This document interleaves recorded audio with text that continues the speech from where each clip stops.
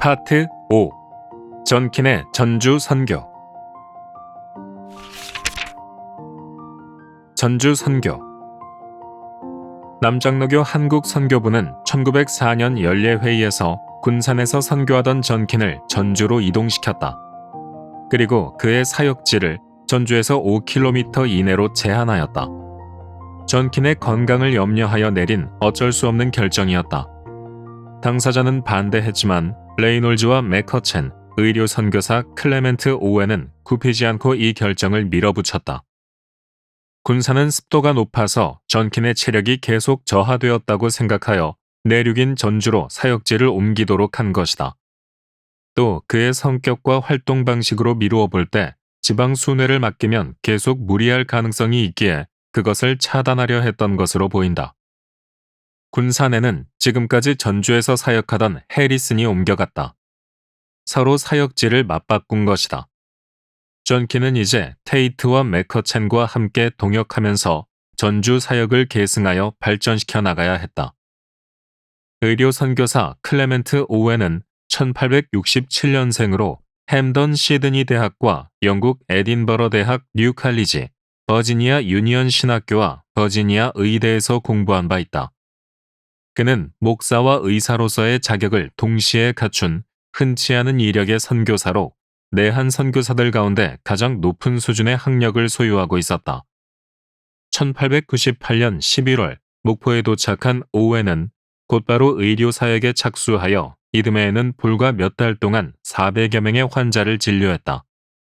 1898년 출석교인 8명에 불과했던 스테이션 구내의 목포 교회가 1900년 여름 75명으로 늘어난 것은 오웬의 의료 사역 덕분이었다.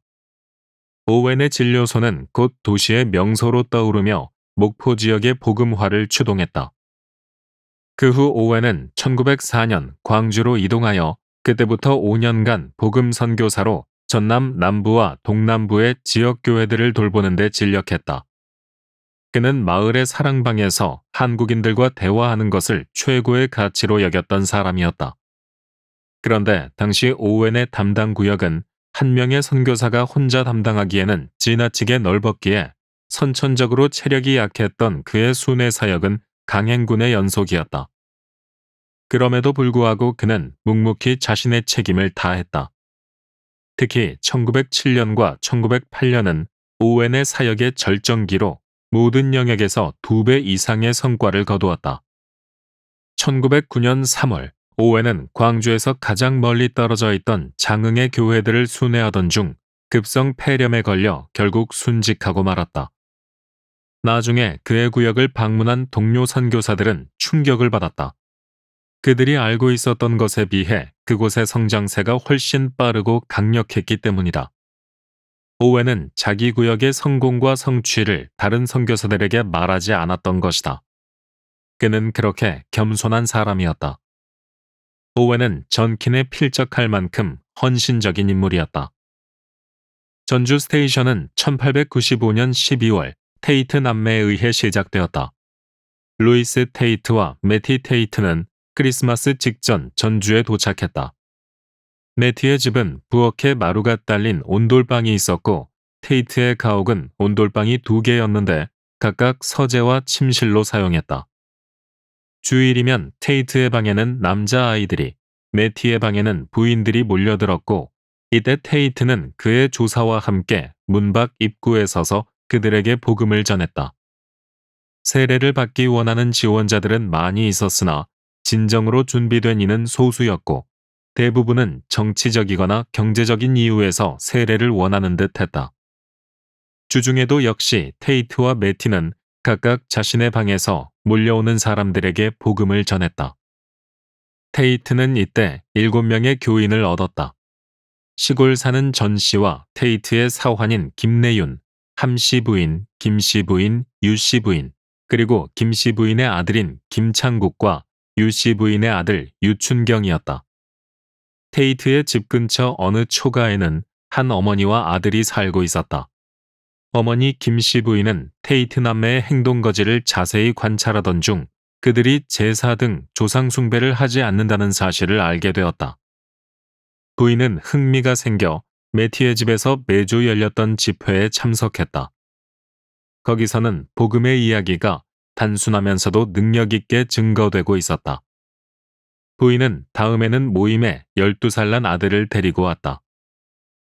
그리고 1년 반이 지난 1897년 7월 17일, 테이트의 집에서 김내윤, 김창국의 모친 강씨, 함성칠의 부인 임씨, 김성희, 총 5명이 세례를 받게 되었다. 집례자는 한 달 전인 6월에 서울에서 전주로 내려온 레이놀즈였다. 이렇게 전주 서문교회가 시작되었다. 그해 테이트와 레이놀즈는 은송리 초가집이 있는 곳에서 산 쪽으로 좀 더 위에 새로운 집 2채를 건축하여 12월 입주를 마쳤다. 외관은 한옥 기와집이었지만 문과 창문 그리고 바닥은 서양식이었다. 즉, 당시 은송리 선교 구내에는 레이놀즈와 테이트의 반양식 주택, 초가집 예배당과 진료소, 작은 초가집 5채가 자리하고 있었다. 여기에서 교회와 학교, 병원이 시작되었다. 선교 인력도 속속 보충되었다. 1896년 2월 내한한 해리슨이 9개월의 적응 기간을 거쳐 11월 전주에 부임하였고, 이듬해인 1897년 6월에는 서울에 있던 레이놀즈가 가족을 데리고 전주에 정착했다. 또 의료 선교사 잉골드가 11월 합류하면서 전주 스테이션의 얼개가 어느 정도 갖추어졌다. 그런데 1898년 전북 관찰사로 부임한 이완용은 조선 왕조의 발상지인 완산 성역화를 내세우며 스테이션 이전을 요구했다.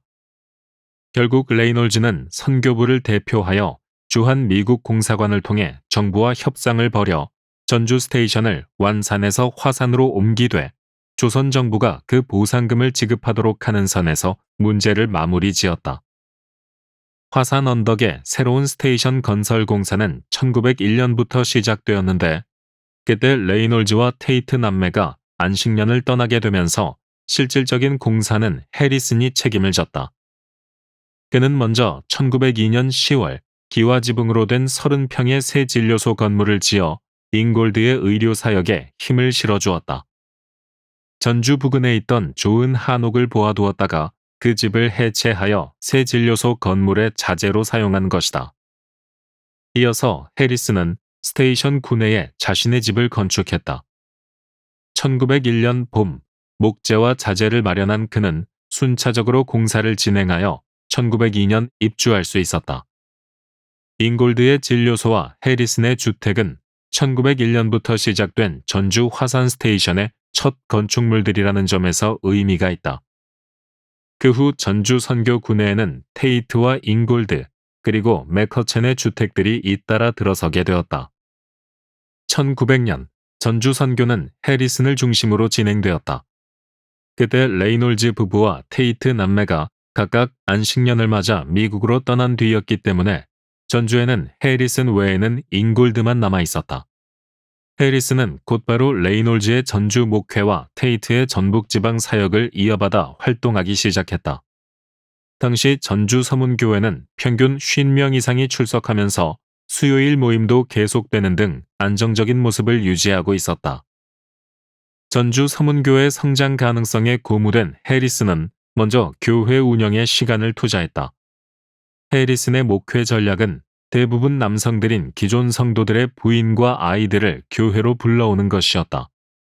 특히 남녀 차별의 전통으로 인해 여성들의 교회 출입이 용이하지 않은 풍토를 개선하려고 노력했다. 해리슨은 가장들에게 부인과 함께 교회에 나올 것을 권면했고, 그 결과 이듬해인 1901년 6월 전주 서문교회 교인 수는 모두 113명으로 늘어났다. 해리슨은 다시 그들을 6개의 성경반으로 조직하여 주일 예배 후에 체계적으로 성경을 가르쳤다. 교인들은 필수적으로 성경반에 가입해야 했고, 이 중 2개는 학습반이었다. 해리슨의 부인인 데이비스 역시 여성반과 소녀반을 맡아 지도했다. 해리슨의 이러한 체계적인 목회는 그 후 전주 서문교회를 크게 부흥시켜 1903년 봄에는 200명이 모이는 교회로 성장하게 되었다. 한편 해리슨은 지방을 순회하며 공동체들을 돌보았다.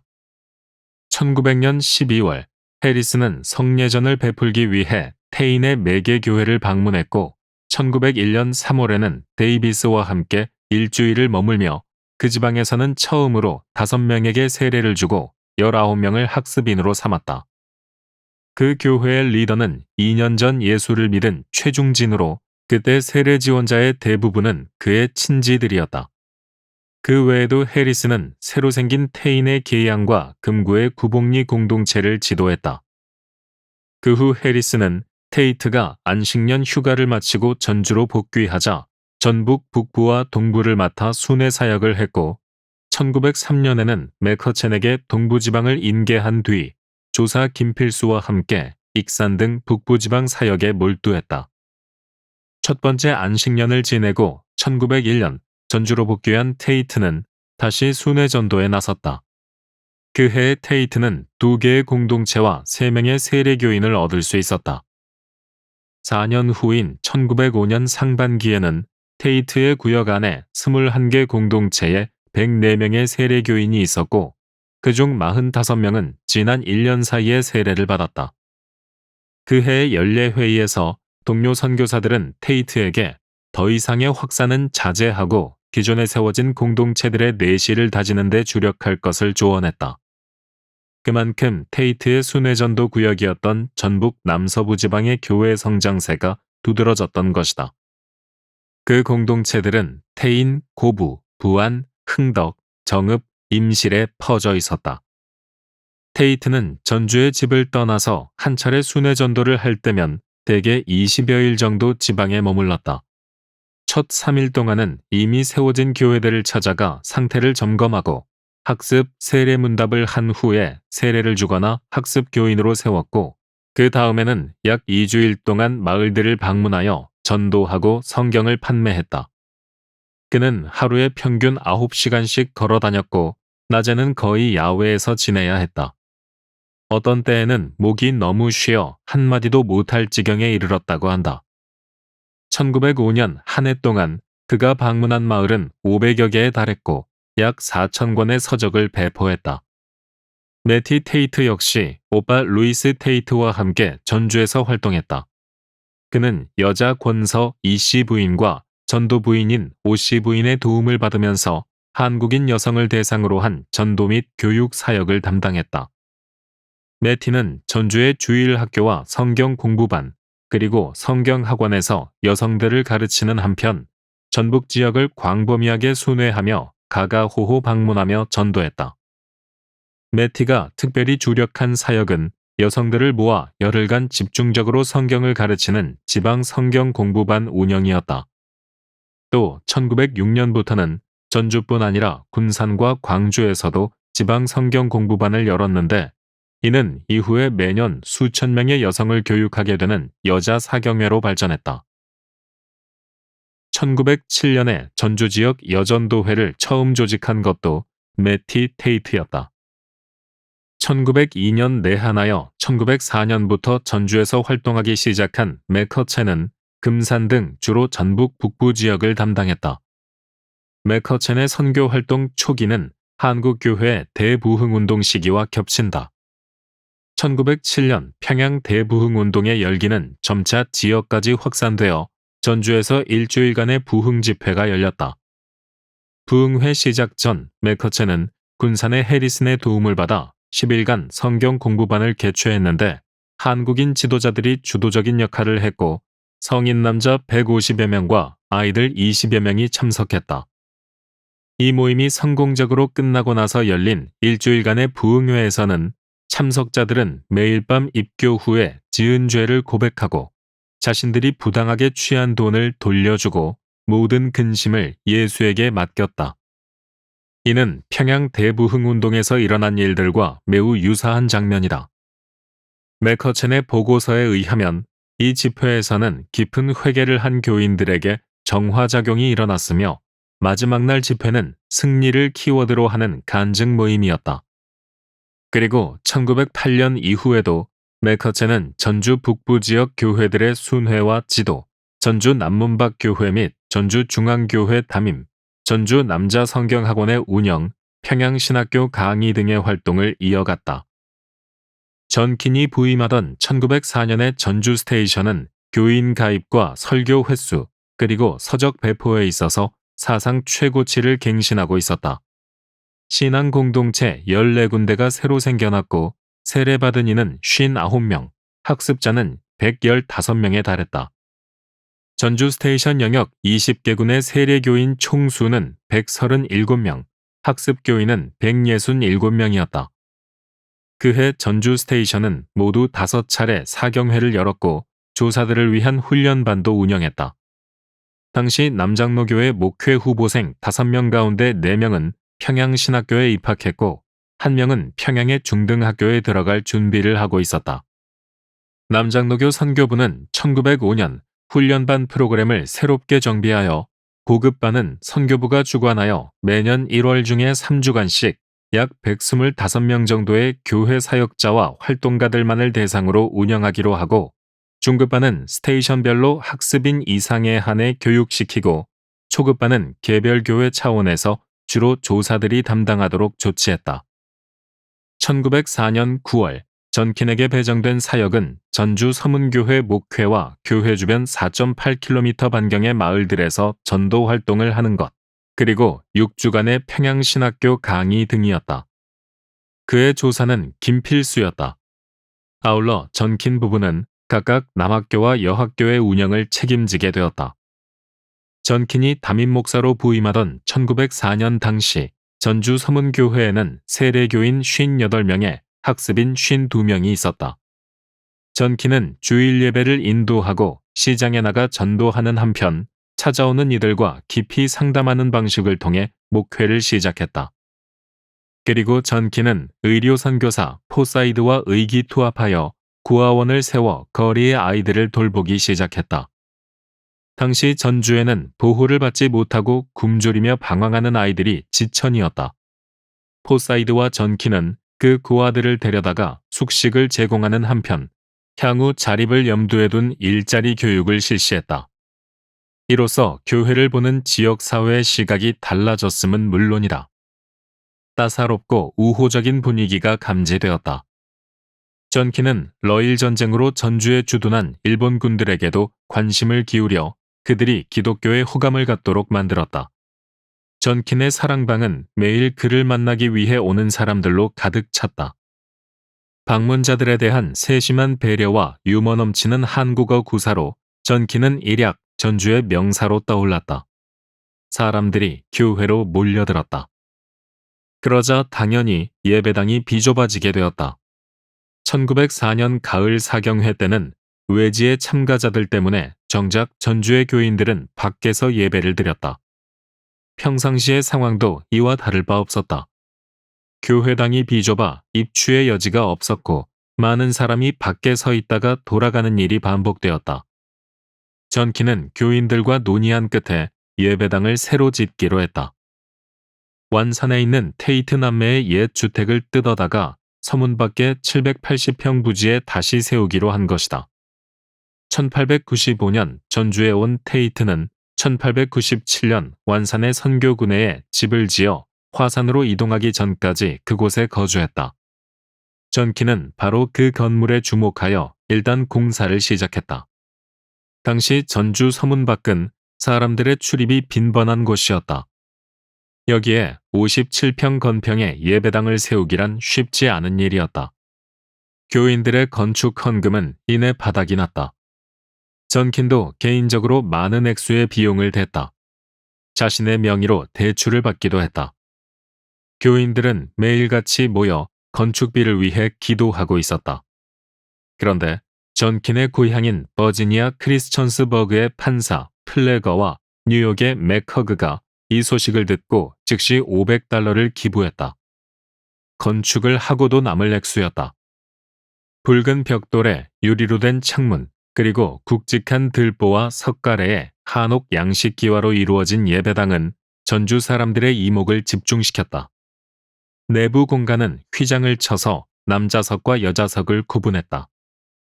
전킨은 주일이 되면 오후 시간을 이용해 시장에 나가 사람들에게 전도했다. 소책자도 대량으로 배포했다.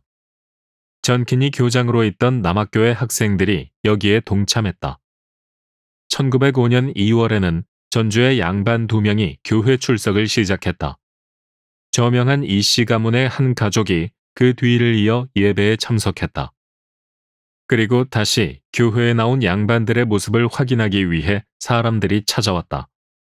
공간이 협소하여 주일학교 남자반은 마당에서 모일 수밖에 없었다. 전주 인근의 시골에서도 사람들이 찾아와 자신들을 가르쳐달라고 요청했다. 주일 예배가 시작되기 전 교회당에 가보면 가족 단위로 먼저 나와 기도하는 장면을 볼 수 있었다. 부모를 따라온 아이들도 고개를 아래로 숙이고 기도했다.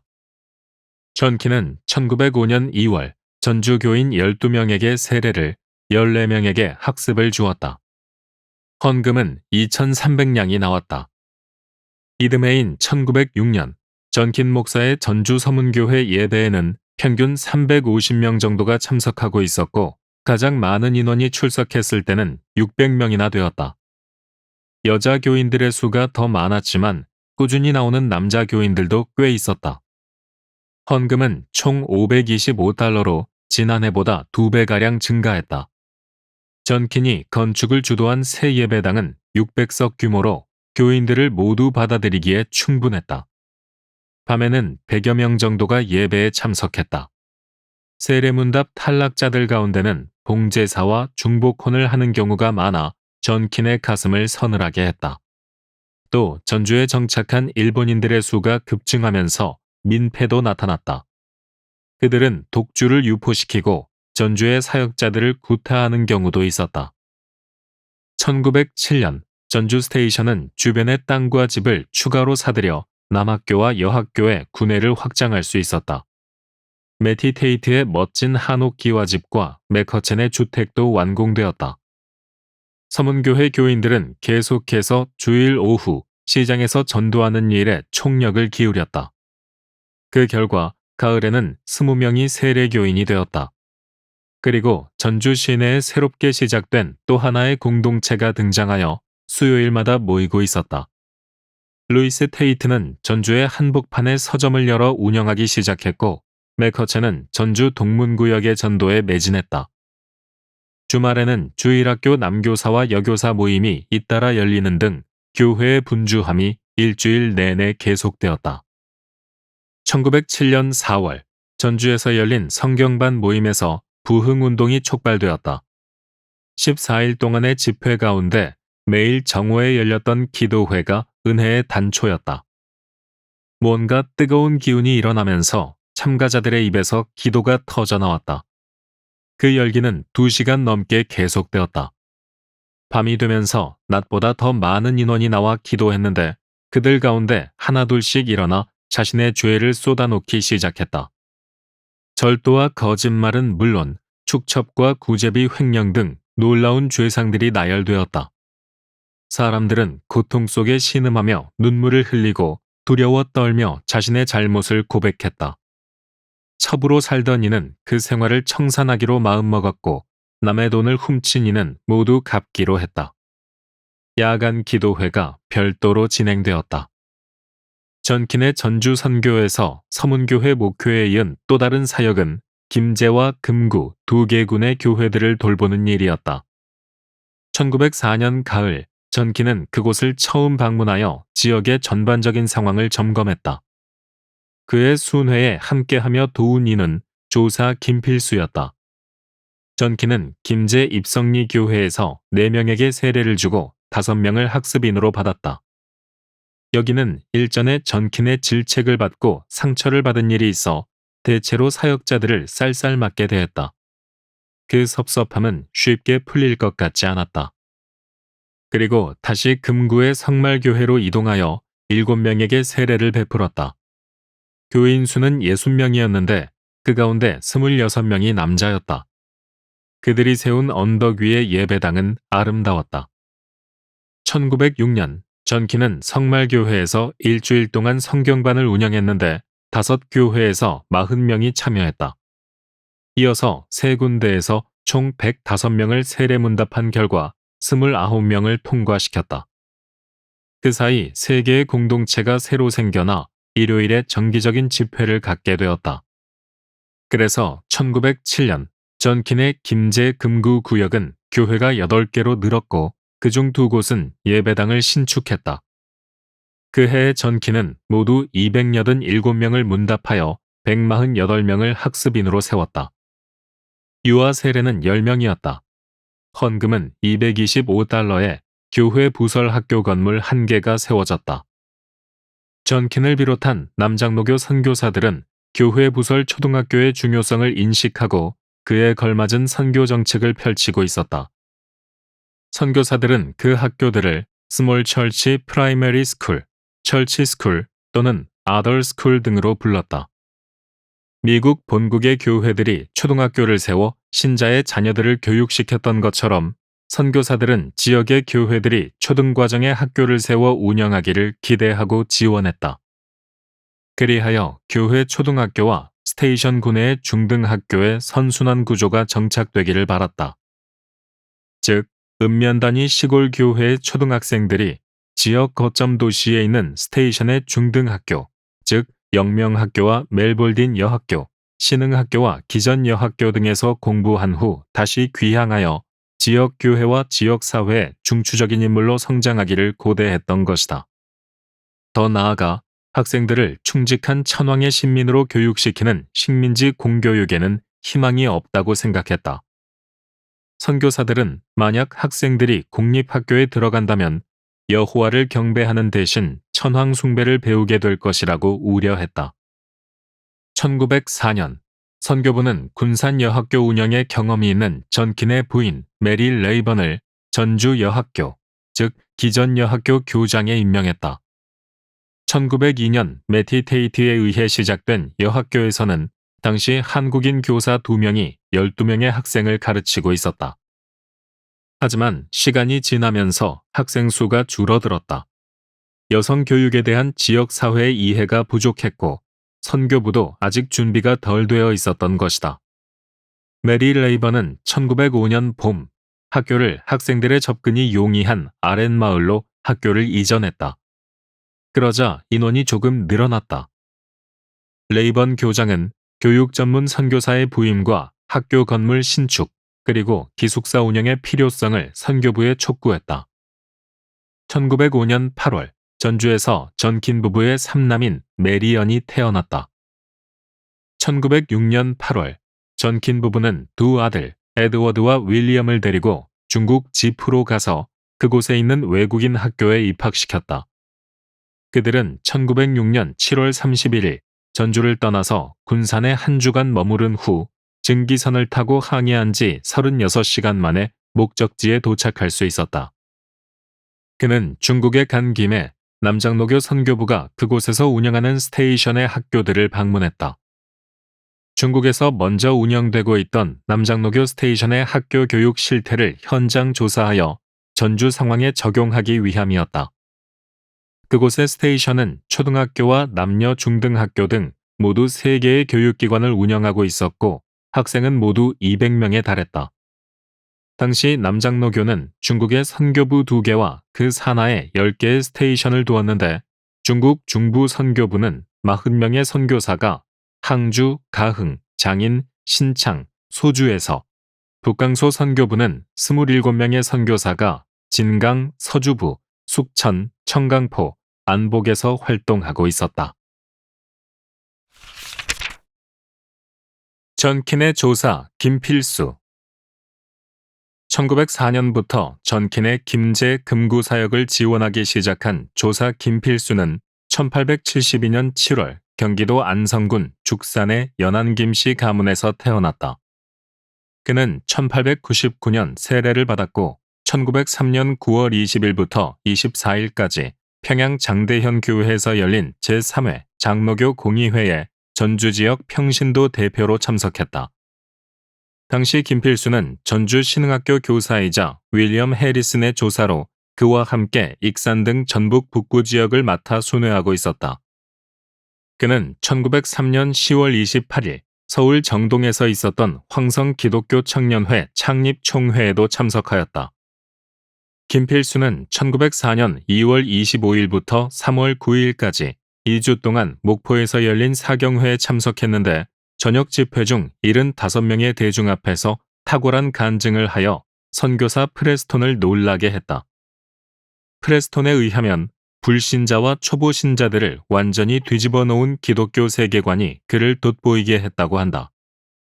이어서 1904년 9월 전주의 해리슨과 군산의 전킨이 사역지를 교환하게 되면서 김필수는 이제 전킨의 조사가 되었다. 그리고 군산으로 간 해리슨은 남장로교 선교부의 중견 선교사로서 신임 선교사들을 통솔하며 해당 스테이션의 선교사역 전반을 관리하는 위치에 서게 된다. 그는 군산에서 스테이션 직할 교회인 구암교회와 임피, 함열, 용안 지역의 교회들을 돌보면서 군산 영명학교의 중등과정을 개설하고 데니얼과 함께 군산 예수병원을 신축하는 등 선교군의 조성공사에도 진력했다. 이와 같은 일들은 그 후 목포에서도 이어졌다. 그는 양동교회와 해남, 강진, 장흥, 영암 지방에서의 목회, 목포 남학교 운영, 목포 스테이션 구내의 진료소와 여학교 건물 신축 공사 등의 임무를 성실히 수행했다.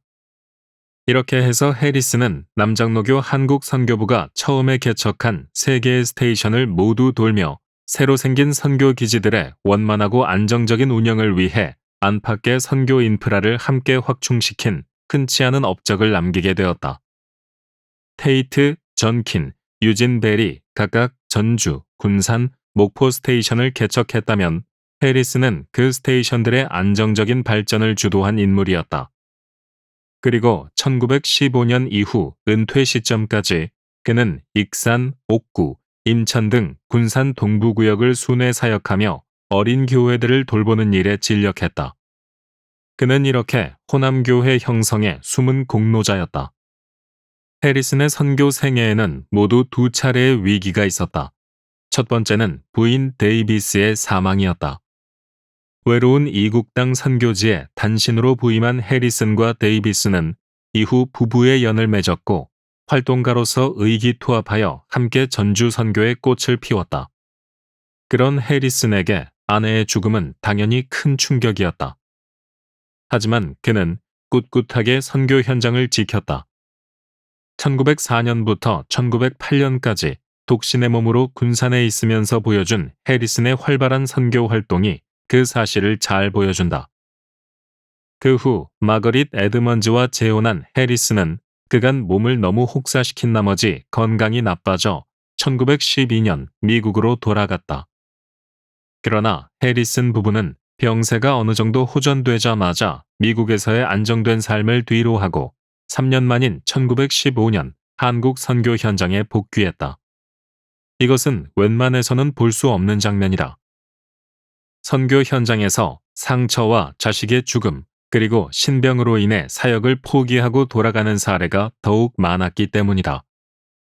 해리스는 이런 2차례의 위기를 극복하는 과정에서 한국에 대한 애정과 불굴의 선교 의지를 우리에게 보여주고 있다. 전킨의 조사 김필수는 1904년 평양신학교에 입학하여 1909년 목사 안수를 받았다.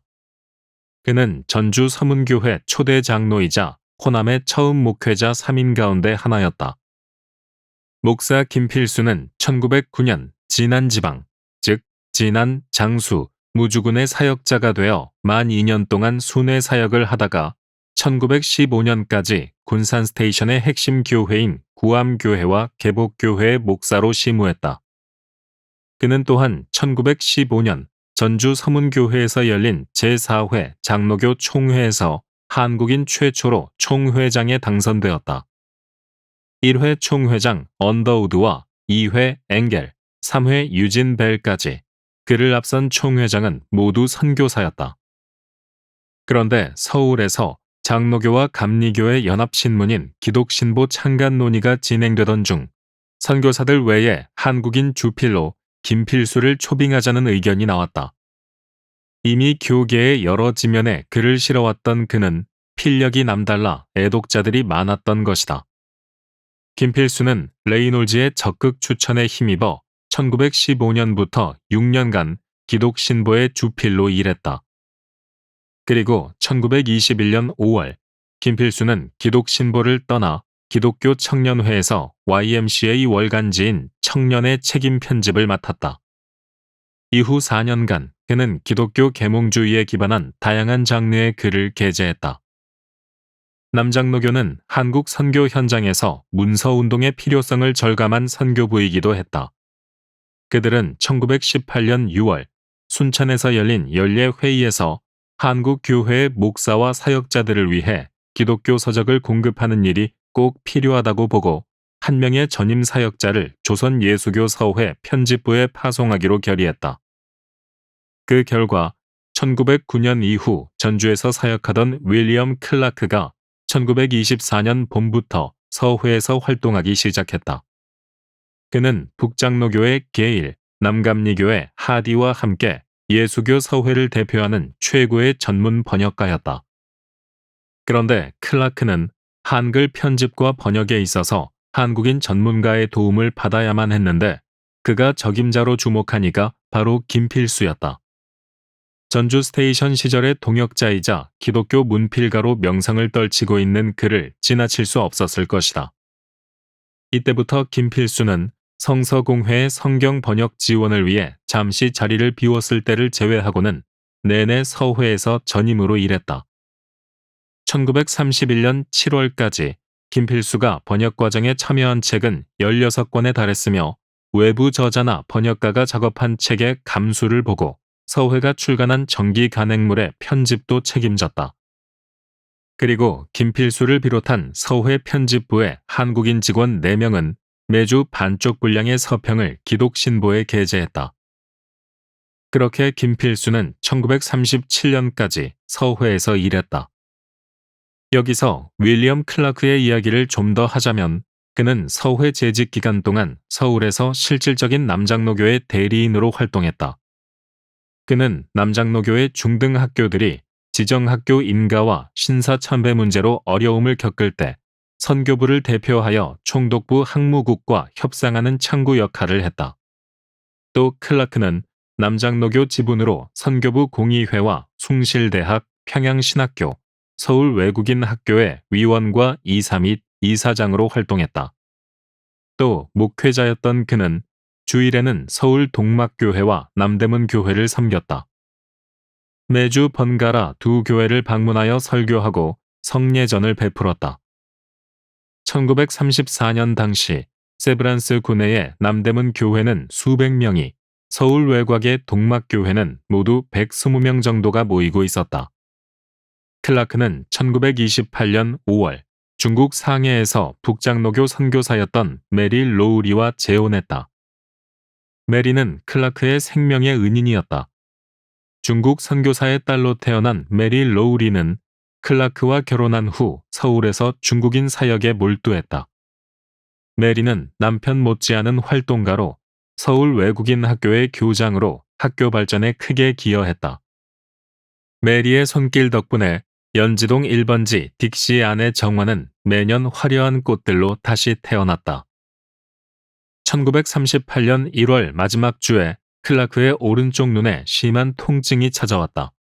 2월 3일 세브란스 병원의 안과 의사는 망막박리라고 진단하고 즉시 미국으로 돌아가서 수술을 받는 것이 좋겠다고 권유했다. 2월 11일 졸지에 서울을 떠난 클라크 부부는 2월 28일 뉴욕에 도착해서 3월 7일 수술을 받았지만 이때 클라크는 오른쪽 눈을 실명하고 말았다. 15년간의 누적된 번역 작업이 그의 눈을 지치게 만들었던 것으로 보인다. 클라크는 한국으로의 귀환을 포기하고 미국에 정착하여 1947년까지 켄터키주 미드웨이와 조지아주 톰슨에서 목회했다. 그리고 은퇴 후에는 처가가 있던 플로리다 올랜도에서 여생을 보내다가 1965년 8월 25일 별세하여 그곳의 묘지에 묻혔다. 부인 메리는 1973년까지 생존했다. 서울 외국인 학교를 졸업한 클라크의 딸 셋은 모두 미국에서 대학을 나와 그곳에서 결혼했다. 클라크는 이 딸들을 통해 모두 9명의 외손을 남겼다. 전킨 부부와 신흥 기전학교. 전킨과 신흥학교. 전주 스테이션의 교육 사업은 1900년 9월 10일 제물포에서 개최되었던 제9회 선교부 연례회의에서 논의된 것을 시발점으로 이듬해인 1901년 전주의 선교구내에서 해리슨이 시작했다. 증가 일로에 있던 전주 서문교회 교인 자녀들을 교육시켜야 했기 때문이다. 학교는 8명의 아이들로 시작되었다. 학부모들은 대부분 교회의 구성원들이었다. 이후 학교는 중단 없이 계속되었다. 설립 다음해인 1902년에는 제적 16명에 평균 11명이 출석했고 학생들의 평균 나이는 12살이었으며 해리슨과 데이비스 부부가 수업을 진행했다.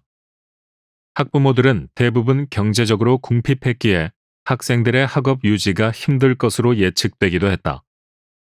하지만 이 새로운 학교는 조선시대의 전통적인 수업 방식을 탈피하여 주중 매일 오후 4시까지 일과를 진행하는 한편 개인용 책상을 지급하여 학습 능률 향상에 기여한 점 등이 특기할 만했다. 또 미션스쿨이지만 비기독교인 학생들을 포함시켰다는 점에서 지역사회 근대교육의 선구적 역할을 수행했다. 1903년에도 신흥학교는 전년도와 같이 11월에 시작하여 약 7개월 동안 학기가 진행되었다. 이 해에는 재적생 13명에 평균 출석 8명으로 학생 수가 오히려 감소했는데 예상했던 대로 경제적 부담 때문이었다. 많은 학생이 너무 가난해서 학교를 계속 다니기 힘들었던 것이다. 입힐 옷이 없어서 아이를 교회에 보내지 못하는 경우도 있었다. 하지만 재학생 중 4명이 자원에서 세례를 받은 점은 해리슨을 고무시켰다.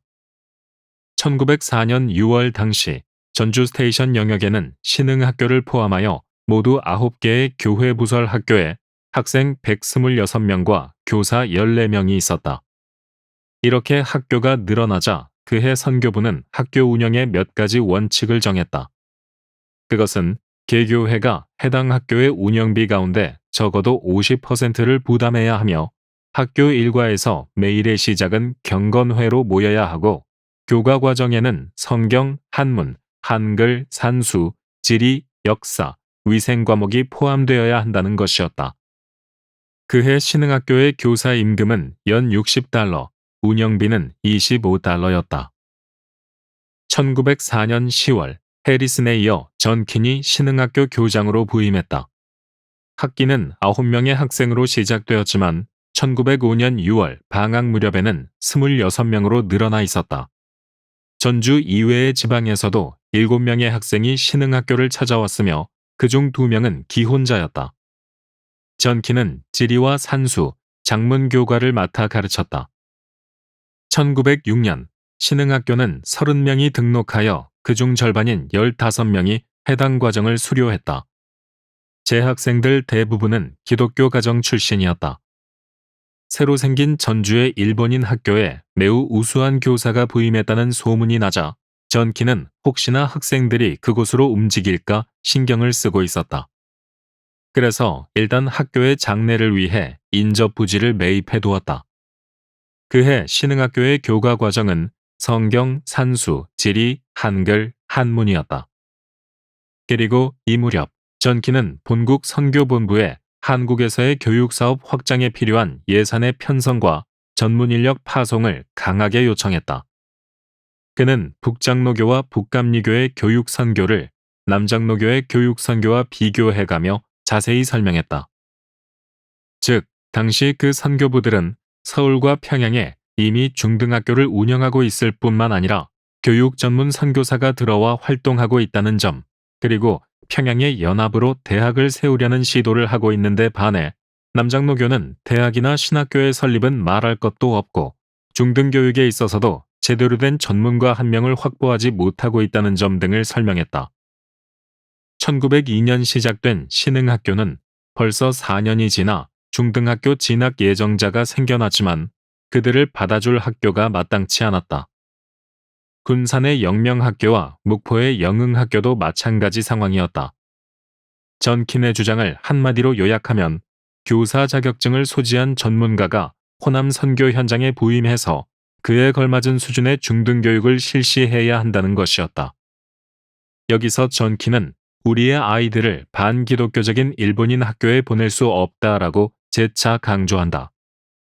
전킨의 요청에 선교본부는 1년 이상 적임자를 물색한 끝에 1907년 신흥학교와 기전학교에 각각 니스벳과 렌킨을 파송했고 다시 1912년에는 에버소를 전주로 보내 크게 화답했다. 니스벳은 1869년 사우스캐롤라이나주 랭카스터에서 태어나 아칸소 대학과 남서 장로교 대학에서 공부했고 1898년 목사 안수를 받은 후 아칸소와 테네시에서 목회하다가 1907년 3월 한국에 왔다. 그 후 신흥학교 교장으로 근무하다가 1911년 목포로 전임하여 1938년까지 스테이션의 순회 사역자로 일했다. 렌킨은 1879년 조지아주 스완나에서 출생했고 에그너스 스콧 대학을 졸업했다. 내한 후 기전여학교 교장으로 봉직하다가 4년 후인 1911년 여름 전주에서 사망했다. 에버솔은 1879년 텍사스주 허니그로브 출신으로 햄던 시드니 대학과 유니언 신학교를 마친 후 고등학교 교사로 근무하다가 1912년 한국에 와서 1930년까지 신흥학교 교장으로 오랫동안 재임했다. 1907년 당시 전주 스테이션은 모두 12개의 교회 부설 학교를 지원하고 있었다. 신흥학교는 18명으로 시작하여 40명으로 학기를 마칠 수 있었다. 이때 전키는 정성을 다하여 학생들과 하루 4시간씩 수업을 진행했다. 1907년 봄, 렌킨과 니스벳의 등장으로 전주 스테이션의 교육 선교 사업은 전환기를 맞이하게 되었다. 1907년 9월 서울에서 개최된 선교부 연례회의에서 선교사들은 전주에 고등과를 설치하고 신흥학교 고등과는 기관위원회의 감독을 받으며 그 교장은 학교를 운영함에 있어서 다른 여러 학교 관리자들의 의견을 최대한 존중해야 한다고 결정했다. 고등과의 입학생은 기독교인에게 우선권을 주고 수업료 부담이 배움에 장애가 되어서는 안 된다는 점도 분명히 했다. 그리고 고등과의 학기는 5개월씩 2학기로 나누되 겨울방학은 성탄절에서 이듬해 구정까지로 정했다. 교육과정은 각 스테이션에 하나씩 모두 3개의 위원회가 모여 만들되 최종적으로는 선교부의 동의를 얻어 시행하도록 했다. 특히 북장로교 선교부가 운영하고 있는 청주의 고등과 운영을 모델로 실과 설치도 고려해보기로 했다. 특히 기숙사는 절도 있는 실내 생활과 깨끗한 방, 그리고 맛있는 음식을 제공하여 한국인들의 신뢰를 얻는 데 유념하도록 했다. 마지막으로 선교부 산하 학교의 모든 교사들은 스테이션에 의해 검증된 인사만을 채용해야만 했다. 이른바 고등과의 운영 원칙이 마련된 것이다. 1908년 9월 신흥학교의 학생 수는 73명이 되었다. 선교사들은 아이들이 교실에 가득 차 있다라고 표현했다. 그 중에는 고등과 진학을 준비하고 있는 학생도 몇 명 있었다. 1908년 1월 사망한 전킨을 이어 니스벳이 학교를 경영하기 시작했다. 또 곧 시작할 고등과를 위해 보통과는 지역교회에서 지원하고 스테이션은 고등과에 전념한다는 선교부의 원칙이 세워졌다. 그리고 고등과는 정부 표준에 적합한 수준으로 신속하게 육성한다는 방침도 내놓았다. 적어도 전체 재학생의 75%는 교인가정 출신이라야 하며 2층 석조로 된 학교 건물을 건축한다는 계획도 마련되었다. 1909년 구정 무렵 신흥학교는 매개 학교를 흡수해 재학생이 100명을 넘어서고 있었다. 평양 숭실학교 출신의 교사도 확보했다. 그리고 드디어 1909년 6월 15일 보통과에서 첫 졸업생 5명이 나왔고 그 이듬해에는 모두 14명이 보통과를 졸업했다. 1910년 6월 신흥학교에는 모두 183명의 학생이 재학하고 있었고 그 가운데 122명이 기말고사를 치렀다. 1911년 니스벳이 신흥학교를 떠나 목포 스테이션으로 자리를 옮기게 되었고 1913년 새로운 교장으로 에버솔 선교사가 부임했다. 그리고 신흥학교 고등과는 1912년 3월 25일 첫 졸업생 4명을 배출했다. 또 1913년에는 8명, 1914년 5명, 1915년 4명이 신흥을 졸업했다. 1915년 3월 등록한 인원은 79명으로 그중 비기독교인은 10명이었다. 당시 신흥의 당면 문제는 가난한 가정의 학생들을 지원하여 무사히 졸업시키는 것이었다. 학비 문제로 출석률이 낮았던 것이다. 학교의 대안은 학생들이 스스로 수업료를 벌 수 있도록 돕는 것이었다. 학생들은 감자밭과 딸기밭, 마늘밭, 고추밭에서 일했다. 1회 졸업생 송휘규는 재학 중 학교 청소, 나무 심기, 학교 운동장 관리 일을 했다고 수레한다. 1918년 신흥의 재학생은 모두 79명으로 노회에 보고되고 있다. 또 신흥의 학교 농장은 선교사들에게 성공 사례의 하나로 회자되었다. 1923년 총독부가 발표한 지정학교 제도는 그 후 신흥학교의 진로에 깊은 영향을 주었다. 지정학교 제도는 사립학교들의 교육 수준을 높여 고등 보통학교와 동등한 자격을 준다는 새로운 규칙으로 그에 맞추기 위해서는 건물, 시설, 교사진, 교과 과정을 대폭 개선해야만 했다. 당시 5개의 스테이션에 모두 10개의 중등학교를 경영하고 있었던 남장로교 선교부는 그 모든 학교들을 한꺼번에 정부의 표준에 맞출 만큼의 여력이 없었다. 결국 선교부는 1923년 6월 연례회의에서 충분히 토론한 끝에 전주의 신흥학교와 광주의 수피아 여학교에 집중하기로 결정했다. 그 후 10년간 신흥학교는 모든 힘을 지정학교의 자격을 얻는 데 쏟았다. 먼저 고등과를 전형할 목적으로 신흥학교와 기전학교의 보통과 유지를 전주 서문박 교회와 남문박 교회에 맡겼다. 사실 그 두 교회는 학생들을 수용할 준비가 되어 있지 않아 각각 60명에 달하는 학생들을 예배당에 임시로 수용해야 했다. 더구나 선교부의 재정 지원도 여의치 않자 학부형들은 10월 2일 서문박 교회에 모여 임시 학부형회를 개최했다. 학부형들은 선교부의 태도를 못마땅하게 여기면서도 신흥의 보통과를 폐지하는 것은 전주의 불행이므로 학부형들이 더욱 노력하여 십시일반하기로 하고 연구위원을 구성하여 보통과 유지 방법을 일임했다. 1920년대 신흥의 학사 운영을 살펴보면 수학여행과 운동회, 개교기념식, 졸업식 등이 진행되었다. 1923년 10월에 약 30여 명의 학생이 경성으로 수학여행을 다녀왔다. 신흥학교는 1923년 12월 1일 상층 강당에서 창립 15주년 기념식과 에버솔 교장의 재직 10년 기념 사은식을 거행했다. 이 자리에는 약 300여 명의 재학생과 졸업생 및 학부형 등이 참석하여 교사 보고와 내빈 축사 및 15세가 된 학생 15명의 합창 기념가 등의 프로그램이 진행되었고 졸업생 일동은 에버솔 교장에게 기념품을 증정했다. 신흥의 개교기념 행사는 매년 치러진 것으로 보이는데 기념식 후 오후에는 강당에서 기념음악회를 개최하기도 했다. 1920년대 신흥의 졸업식은 당시 대부분의 학교가 그러했듯 3월 말에 열렸다. 1929년 3월 22일 오전 11시 전주 서문박교회 예배당에서 거행된 신흥학교 고등과 14회, 보통과 5회 졸업식에서는 에버솔 교장의 사회로 모범생 표창식 거행, 우등생 비품 수여 등이 이루어졌다. 그해 우등 졸업생 이행영은 평양 숭실전문학교에 입학했다. 1926년 총회의 결과에 따라 미션학교 이사회 노회에서 3인의 이사를 파견하기로 결정하면서 조선예수교 장로회의 전북지역 7위회인 전북노회가 미션학교 운영에 참여하기 시작했다.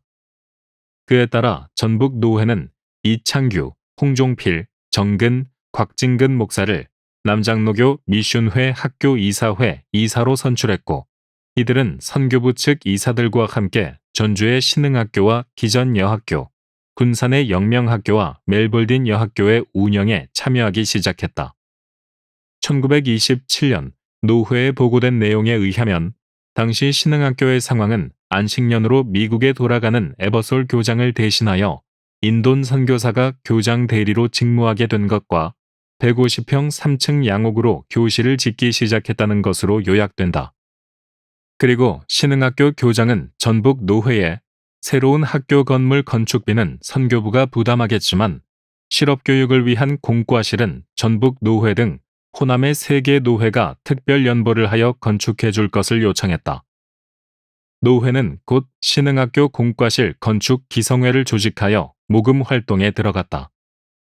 그리고 드디어 1928년 6월 20일 신흥학교 본관 건물이 완공되어 낙성식을 가졌다.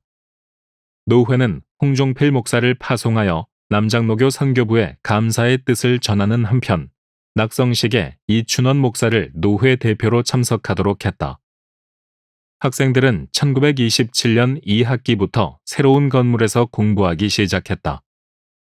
1927년에 특기할 만한 일은 1927년 12월 일어난 학생들의 동맹 휴학 사건으로 1922년부터 재직했던 박정근 교감이 사표를 제출하여 수리된 일이었다. 또 그 사건의 여파로 고등과의 노동규, 류석준, 김문환 선생과 보통과의 임창무, 이문원 선생이 권고사직되고 다시 김태훈, 박병하, 박우병, 김봉현, 윤두형 선생이 새로 채용되었다. 1929년 5월 학생 상황을 보면 고등과는 재적생 205명 중 198명이 출석하고 있었고 보통과는 재적생 265명 전원이 공부하고 있었다. 1930년대의 신흥학교는 광주 학생 항일운동에 동조하는 집단적인 시위로 그 서막을 열었다. 이 운동이 전국적으로 확산되자 신흥학교는 학생들의 동요를 미연에 방지하기 위하여 겨울방학이 끝나고 개학한 지 얼마 되지 않은 1월 21일부터 다시 휴교에 들어갔다. 그러나 휴교 조치에 대하여 학생들과 학부형들의 불만이 일어나자 1월 25일 다시 문을 열었다.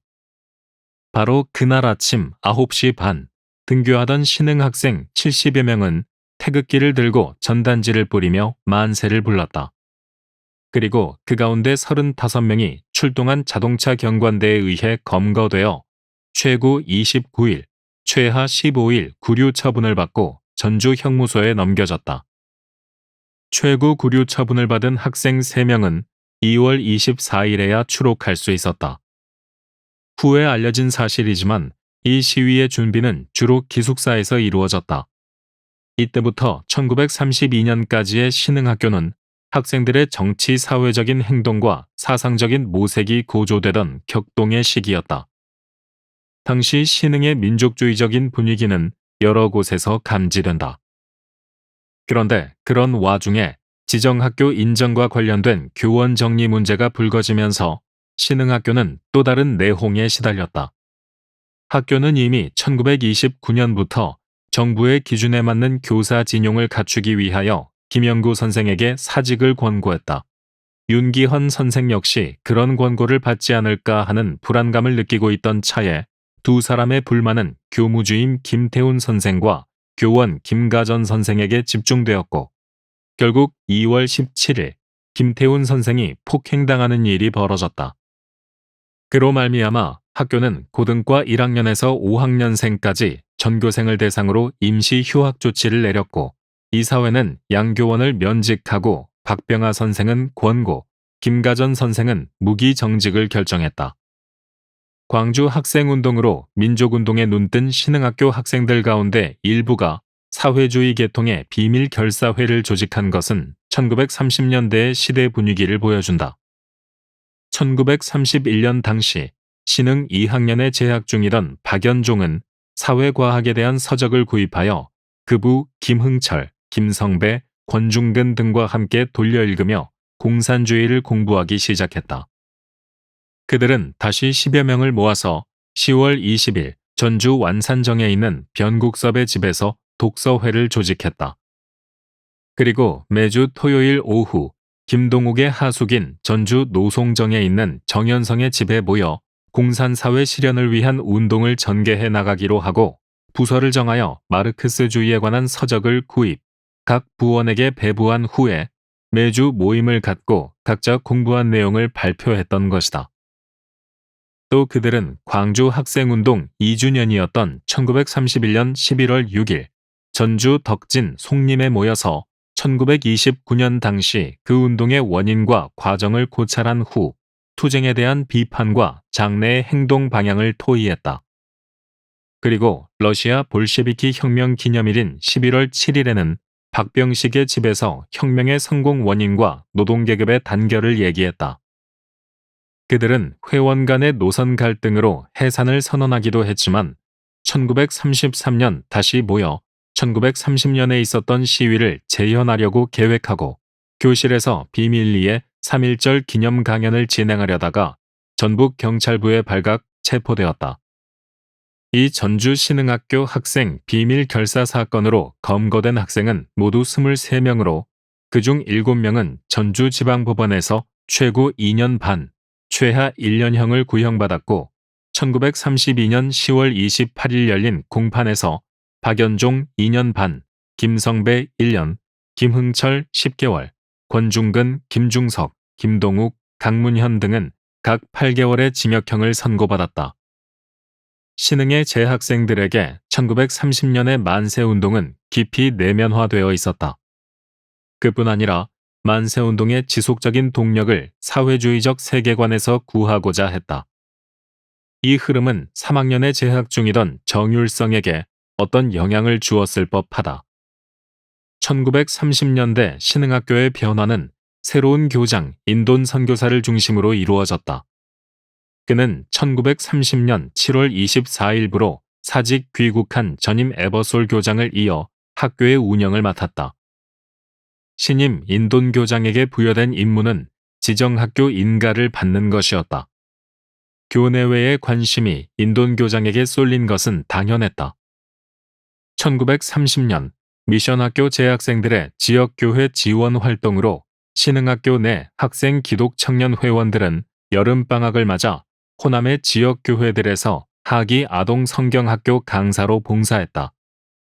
당시 전북 노회는 교인의 자녀들을 신흥학교로 보내자는 캠페인을 벌이고 있었다. 또 신흥의 지정학교 인가가 임박했던 1931년에는 노회의 주도로 각 교회에 진정서를 배부하여 가급적 호상 권면하여 다수히 서명 날인한 후 제출해 줄 것을 결의하기도 했다. 그리고 1934년 전북 노회의 미션학교 이사들은 전남 노회, 순천 노회의 미션학교 이사들과 함께 전주 신흥학교와 광주 수피아 학교를 위하여 6만 원의 기부금을 모으기로 하고 충남, 전북, 전남, 제주의 지역교회들을 대상으로 모금하기로 했다. 아울러 신흥학교의 입학 지원자는 반드시 당회장이나 지방 목사의 추천서를 입학원서에 첨부하도록 규정했다. 1930년대 초 신흥학교의 고등과의 한 해 입학 정원은 100명이었고 2, 3학년에 한해서 약간의 보결생을 따로 뽑았다. 입학을 위한 시험 과목은 기본적으로 국어, 조선어, 산수례, 일본 역사, 지리, 이과가 추가되었다. 그 후에 입학 정원은 지정학교 인가에 따라 50명에서 60명 선으로 줄어들었다. 1932년 3월 5일 졸업한 학생은 모두 3명이었는데 그중 이효섭은 일본 의학교에, 원용덕은 중국 경제학교에, 김교의는 숭실전문학교 문과에 각각 진학했다. 신흥학교는 이들을 위해 매달 10원씩의 장학금을 지원했다. 또 1935년 3월 5일 졸업한 지정 1회 졸업생 28명 가운데 19명이 상급학교 진학을, 9명은 취직을 희망했으며 그중 1명인 김창락은 재학 중 콜롬비아 축음기 회사의 결선 가수와 1934년 전조선 남녀중등학교 현상음악대회 1등 당선의 기세를 몰아 동경음악학교에 입학했다. 특기할 것은 1933년 3월 춘기 방학을 맞아 2학년 김장순과 1학년 김보영이 학교에서 광주까지 12시간 동안 300리 길을 걸어 귀향했다는 사실이다. 3월 18일 오전 6시에 전주를 떠난 그들은 금구, 안평, 정읍, 장성 등지를 경유하여 같은 날 오후 6시 광주에 도착했다. 신흥의 지정학교 인가는 1933년 4월 12일 이루어졌다. 전북 노회는 그해 6월 1일 학교 교정에서 지정 축하회를 갖기로 했다. 신흥의 지정학교 인가는 비단 교계뿐만이 아니라 일반 사회에도 큰 반향을 일으켰다. 그러나 지정학교 인가의 기쁨도 잠시 신흥의 신사참배의 먹구름이 몰려오기 시작했다. 벌써 1933년 5월 16일 군산부 개복동 예배당에서 열린 제27회 전북노회에서 미슌학교 이사회는 종교학교로서 신사제에 참석하라는 당국의 명령에 대한 실시 여부를 총회에 올려달라고 요청했다. 1930년대 들어 대륙 침략을 시작한 일제는 사상 통제를 위하여 기독교계 사립학교에 신사참배를 강요하기 시작했다. 그러나 남장로교 선교부는 이 문제에 대해서 강경한 입장을 견지하고 있었으며 1936년 연례회의에서 차라리 미션 학교의 문을 닫겠다고 결정했다.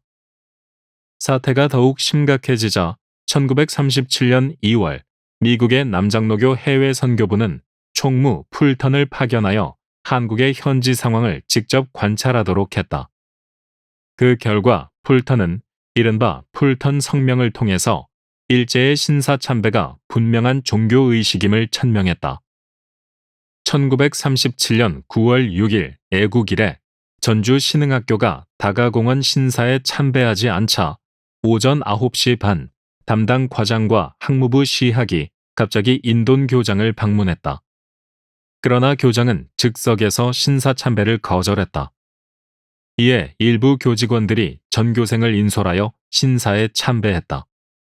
교장의 입장을 지지하지 않는 한국인 교사들이 있었던 것이다.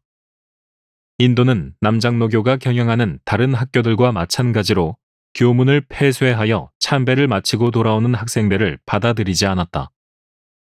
그러자 바로 그날 신흥학교 폐쇄 명령이 떨어졌다. 일제에 의해 폐교를 당한 것이다. 1937년 9월 당시 신흥학교는 고등과에 230명, 보통과에 150명이 재학하고 있었고 교사는 고등과 10명, 보통과에 5명이 재직 중이었다. 전주 신흥학교의 폐교식은 1937년 9월 22일 오전 9시에 거행되었다. 학생들은 모두 학교 뜰에 모여 인돈교장으로부터 고별사를 들었다. 교장도 직원도 학생도 모두 눈물을 흘렸다. 인도는 신흥의 오늘의 폐교를 영구한 것으로 생각지 않고 일시의 휴학으로 믿는다라고 말하면서 앞으로 다시 조선의 학생들을 위하여 이 기관이 부활할 때가 있을 것이라고 말했다.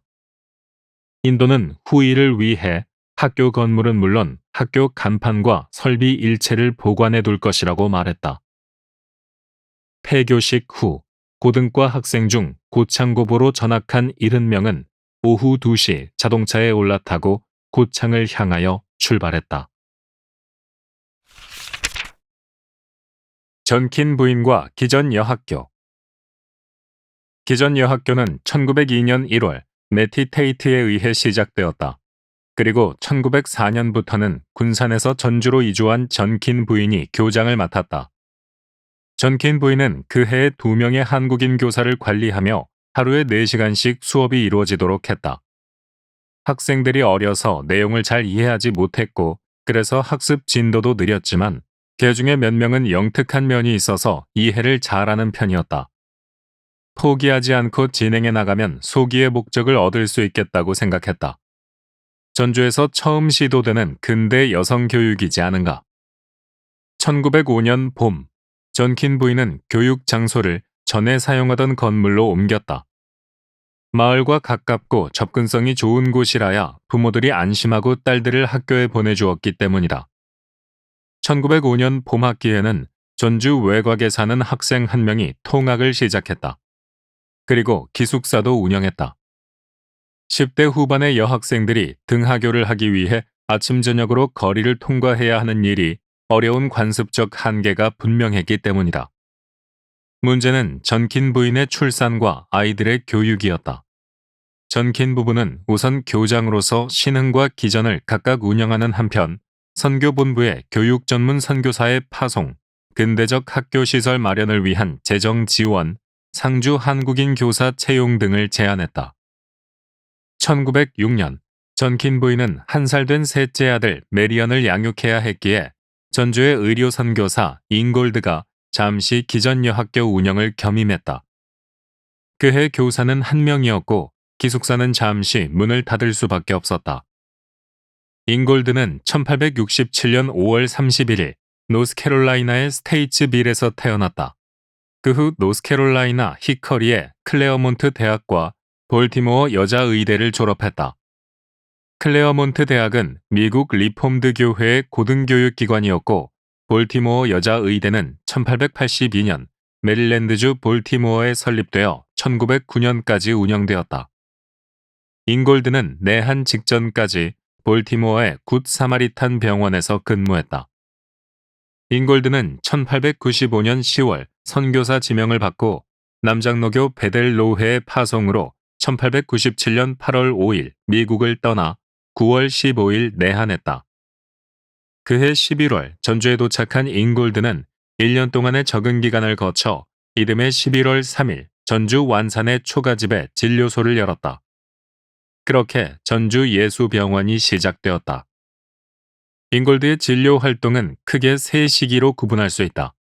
첫째는 1902년 9월까지의 완산진료소 시절이다.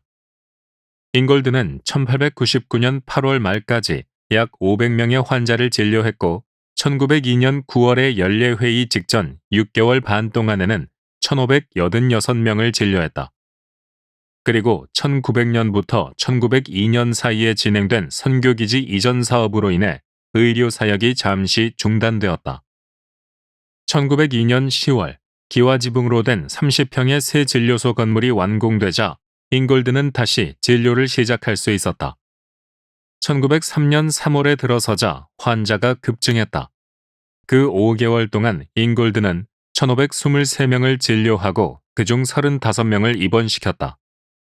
왕진도 51번이나 다녀왔다. 환자 대기실은 아예 그곳에서 숙박하는 환자들로 넘쳐났고 한국인 조사들은 아침마다 그들과 함께 기도회로 하루를 시작했다. 입원 환자들 중 상당수가 치료를 받은 후 예수를 믿게 된 것은 어찌 보면 당연한 일일 것이다. 잉골드의 의료사역 제3기는 미국에서 안식년을 마치고 다시 한국으로 돌아온 뒤인 1905년 10월부터 1908년 상반기까지 계속되었다. 그런데 잉골드가 안식년으로 미국에 체류하고 있던 1904년 9월 의료 선교사 포사이드가 한국에 부임했다. 켄터키 루이빌 대학 의학부에서 공부한 포사이드는 갓 부임했음에도 불구하고 1905년 3월까지 1000여 명의 환자를 돌보았다. 하지만 그는 3월 11일 왕진을 나갔다가 괴한들의 습격을 받고 머리에 큰 상처를 입게 되었다. 선교부로서는 너무나 큰 손실이었다. 포사이드는 군산의 데니얼에게 응급처치를 받은 후 다시 서울 세브란스 병원에 입원하여 큰 수술을 받아야만 했다. 테이트와 결혼한 잉골드가 1905년 가을 복귀하면서 전주 예수병원의 의료 사역은 포사이드의 경무를 잉골드가 덜어주는 방향으로 진행되었다. 진료실이 하나뿐이라 잉골드는 주로 오전 시간에 여성과 아이들을 진료했다. 당시 잉골드는 하루 68명의 환자를 맡기도 했다. 하지만 수술을 받았음에도 머리에 상처가 낫지 않아 고통하던 포사이드는 결국 1906년 봄 치료차 미국으로 가게 되었고 그 후 잉골드는 1908년 상반기까지 2년 동안 전주진료소를 제한적으로 운영해 나갔다. 1909년 기전여학교는 200명을 수용할 수 있는 2층짜리 서양식 붉은 벽돌 건물을 지어 입주했다. 또 고등과를 설치하여 중등교육도 시작했다. 그로부터 4년 후인 1913년에는 첫 졸업생 6명을 배출했다. 그해 9월 교장에 취임한 수전 콜트는 1937년 기전여학교가 신사참배 거부로 폐교할 때까지 24년 동안 심우했다. 1929년 11월에 일어난 광주 학생운동의 여파는 머지않아 기전여학교에도 밀려왔다. 고등과 2학년과 보통과 5학년이 주도한 비밀회합은 1930년 1월 26일 신흥학교와 함께 거사를 치르기로 결정했다. 하지만 상황이 여의치 않자 그 이틀 전인 24일 전교생이 거리로 나가 만세를 외치기 시작했다. 25일에는 신흥학교 학생들이 시위에 가담했고 이때 모두 35명이 연행되었다. 3.1운동 이후 가장 규모가 큰 항일운동에서 기전여학교는 침묵하지 않았던 것이다. 남장로교가 운영했던 기전여학교는 신앙의 정체성을 최우선에 두고 이것이 위협받을 때에는 학교 운영을 포기할 만큼 철저한 기독교 학교였다. 기전은 호남의 기독교 여성 민족주의의 산실이기도 했다. 일제는 1937년 9월 6일 기전의 학생들을 다가공원에 있는 신사로 집합시켜 참배를 강요했지만 학생들은 끝까지 거부했다. 결국 기전은 폐교되었고 고등과 학생들은 전주국립여자고등보통학교로, 보통과 학생들은 대부분 전주국립여자보통학교로 편입했다. 전주 3.1운동 1904년 9월 전주로 이동한 전킨 부부는 해리슨과 매티 테이트에 의해 시작된 신흥학교와 기전여학교의 책임자로 일했다. 전킨 부부는 교육 전문 선교사들이 부임할 때까지 약 3년 동안 두 학교의 운영에 온 힘을 다했다. 기전여학교라는 교명은 후에 바로 전킨을 기념한다는 뜻으로 붙여진 것이다. 그리고 그들이 간지 10여 년 만에 신흥학교와 기전은 전주 3.1운동의 중심으로 떠올랐다. 1915년 기전여학교에 평양 숭이여학교 졸업생 박현숙이 교사로 부임했다. 평양의 여성 독립운동 조직 송죽회에서 활동한 바 있는 그는 임영신 등 기전여학교 학생 5명과 공주회를 조직하여 조국 독립을 위한 기도회를 갖는 한편 비밀리에 한국사를 공부했다. 또 일본의 국가 재창 시간에 침묵하거나 천황의 사진을 훼손하는 등 항일의 태도를 분명히 했다.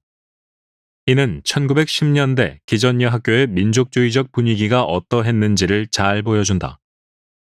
1919년 3.1운동 지휘부는 함태영을 임영신에게 보내 전주 시위를 지시했다.